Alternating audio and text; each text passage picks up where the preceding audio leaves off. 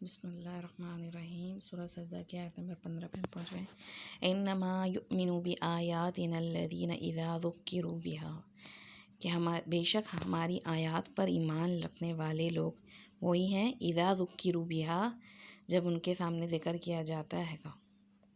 یعنی اللہ تعالیٰ کی باتوں پر ایمان کیا ہے گا کہ اللہ تعالیٰ کی بات ماننا اور اس کو حق سمجھنا، قرآن کی بات پر تکبر نہیں کرنا، بلکہ کیا ہوتا ہے فوراً جھکنا ہے گا اس کے سامنے۔ اذا ذکروا بہا، جب ان کے سامنے ان کو ذکر کیا جاتا ہے، خرو وہ گر پڑتے ہیں۔ خر کا مطلب ہوتا ہے آواز کے ساتھ گرنا، ایک دم بے اختیار۔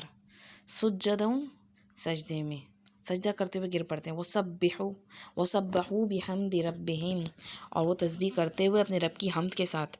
وہم لا یستکبرون، اور وہ پھر تکبر نہیں کرتے، وہ اللہ کی بڑائی کا اعتراف کرتے ہوئے گر پڑتے ہیں گے۔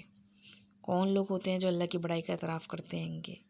یہاں پہ ایمان والوں کا بتایا جا رہا ہے کہ ایمان والے کیسے ہوتے ہیں، ان کا ایمان کیسا ہوتا ہے، کہ وہ قرآن پر کیسا ایمان رکھتے ہیں کہ جب وہ لوگ قرآن ان کے سامنے آتا ہے، قرآن کی بات ان کے سامنے آتی ہے گی، تو ان کا قرآن پر ایمان ایسا ہوتا ہے کہ وہ تکبر نہیں کرتے، بلکہ فوراً جھکتے ہیں گے۔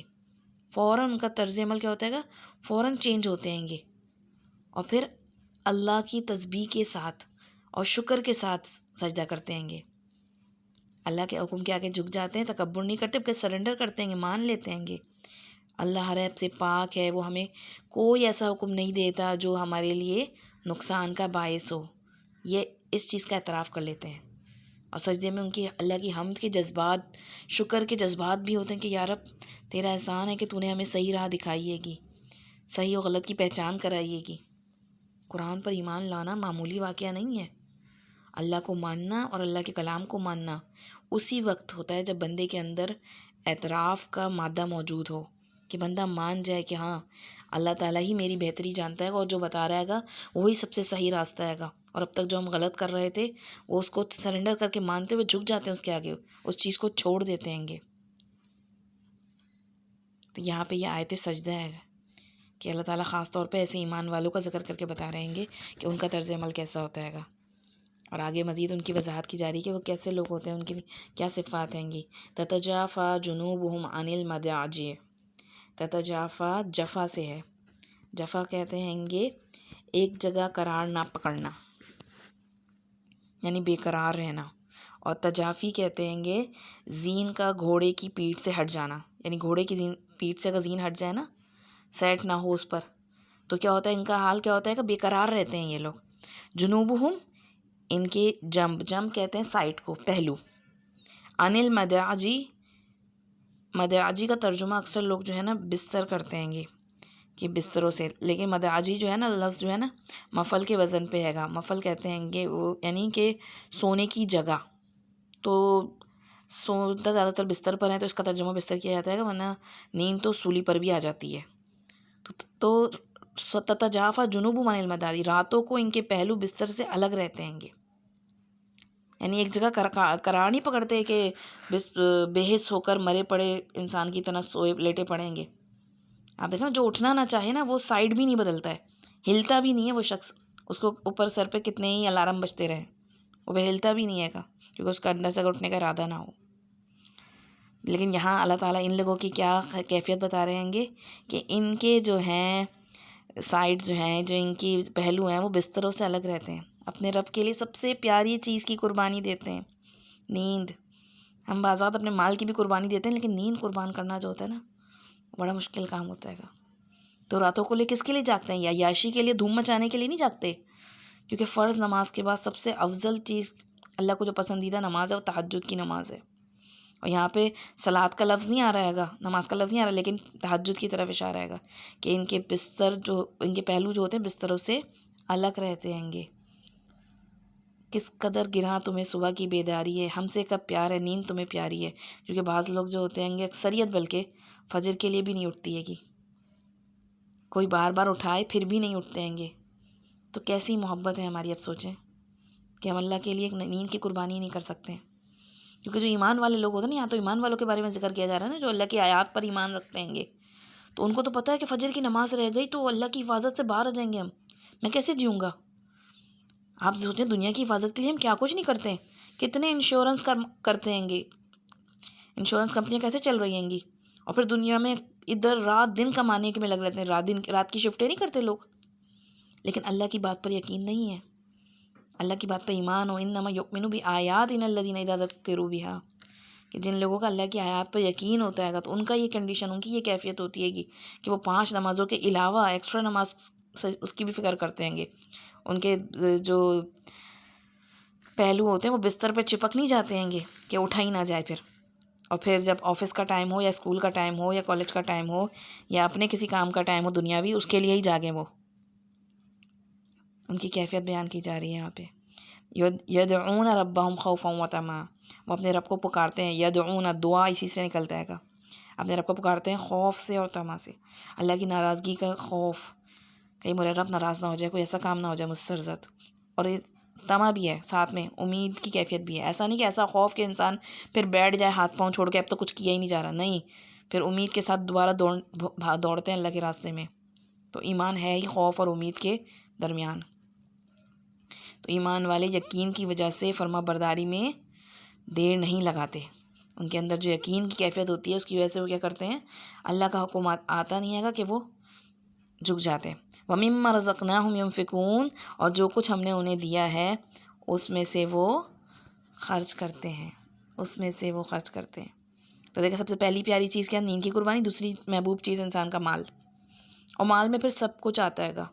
مال میں آپ کا مال بھی آتا ہے گا، آپ کی صلاحیتیں بھی آتی ہیں، آپ کو اللہ نے جو علم سے نوازا ہے، اپنی اولاد ہے، ہر وہ چیز جو آپ کا سیٹس ہے وہ سب اب مال میں آتا ہے گا. تو اس کو کیا کرتے ہیں، وہ خیر کے کاموں میں لگاتے ہیں.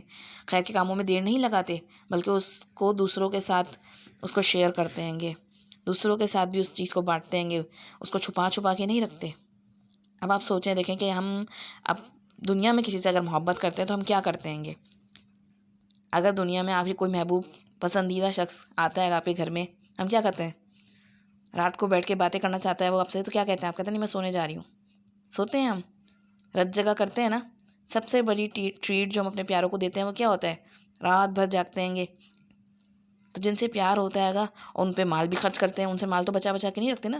سب سے پیاری چیز جس سے زیادہ محبت ہوتی ہے اس کو دیتے ہیں گے تاکہ وہ خوش ہو جائے. تو اللہ کی محبت میں نہ نیند قربان کرنا چاہتے ہیں اور نہ مال، پھر بھی چاہتے ہیں گے کہ کہتے ہیں گے کہ ہم قرآن پر ایمان رکھتے ہیں، اللہ سے محبت کرتے ہیں. کیسا اللہ کی بات پر ہمارا یقین ہے یہ، کہ ہم اللہ تعالیٰ کے لیے کچھ کرنا نہیں چاہتے، کچھ دینا نہیں چاہتے، اپنی مصروفیات میں سے وقت نہیں نکال سکتے ہم اس کتاب کے لیے، اس کو پڑھنے کے لیے، سمجھنے کے لیے، پھر بھی ہمارا ایمان ہے گا اس پہ.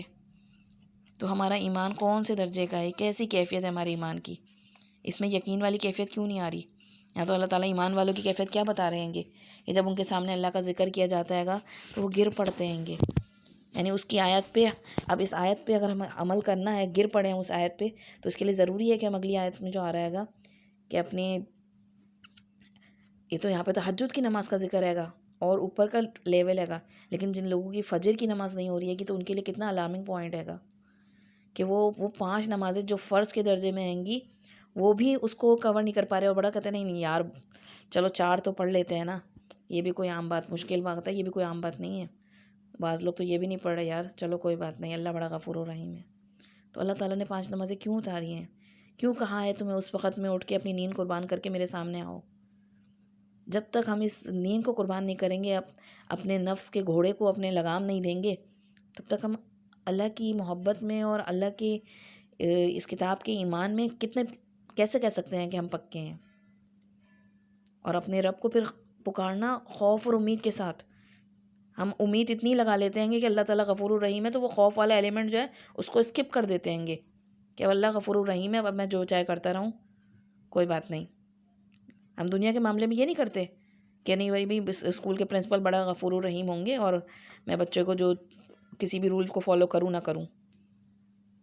تو اللہ تعالیٰ نے آپ کو یہ ضابطہ حیات قرآن مجید کی شکل میں کیوں دیا ہے گا، اس لیے کہ خالی اس سے برکت حاصل کرنے کے لیے اسے گھروں میں رکھ دیا جائے اور سمجھ لیا جائے کہ نہیں ہم تو بخشی بخشائی امت ہیں گے، ہمیں کسی عمل کی ضرورت نہیں ہے. تو دونوں چیزوں کا اندازہ لگائیں کہ ایک تو اپنی نیند کے حوالے سے کہ ہماری کم سے کم 5 نمازیں تو وہ ہماری فرض پہ درجے پہ ہیں، اس سے بڑھ کر اگر ہمیں ایمان کی مزید کیفیت چاہتے ہیں گے تو اس کے لیے تہجد کا اہتمام، کیونکہ اللہ تعالیٰ کو سب سے زیادہ پسندیدہ ہے یہ نماز، سب سے زیادہ پیاری ہے۔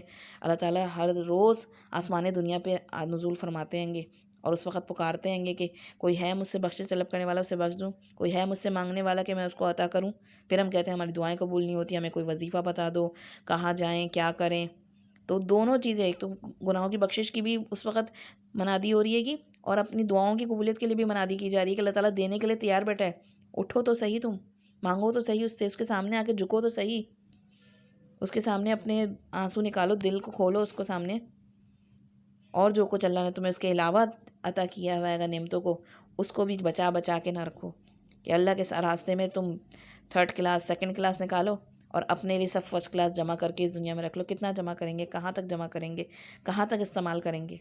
آئے ہائے یہ جوڑا تو ابھی اور پہن سکتی ہوں، چلو دوبارہ اگلے سال کے لیے پھر رکھ لیں، اور پہن سکتی ہیں، اس قابل ہے تبھی تو اللہ کے راستے میں دیں، یہ تھوڑی کہ جب بالکل ہی ردی ہو جائے گا تب دیں گے ہم۔ تو ہر وہ نعمت جو اللہ نے ہمیں دی ہے گی اس کو دوسروں کے ساتھ خرچ بھی کرنا ہے گا، اور نعمتوں کی جب تک اپنی پسندیدہ چیزوں کی اللہ کے لیے قربانی نہیں کریں گے، جب تک اللہ کی محبت نہیں پا سکتے، صحیح معنوں میں نیکی کا وہ درجہ نہیں پا سکتے۔ لن تنالوا البر حتی تنفقوا مما تحبون، تم ہرگز نیکی کو نہیں پہنچ سکتے جب تک اپنی محبوب چیزوں میں سے اللہ کے راستے میں خرچ نہ کرو۔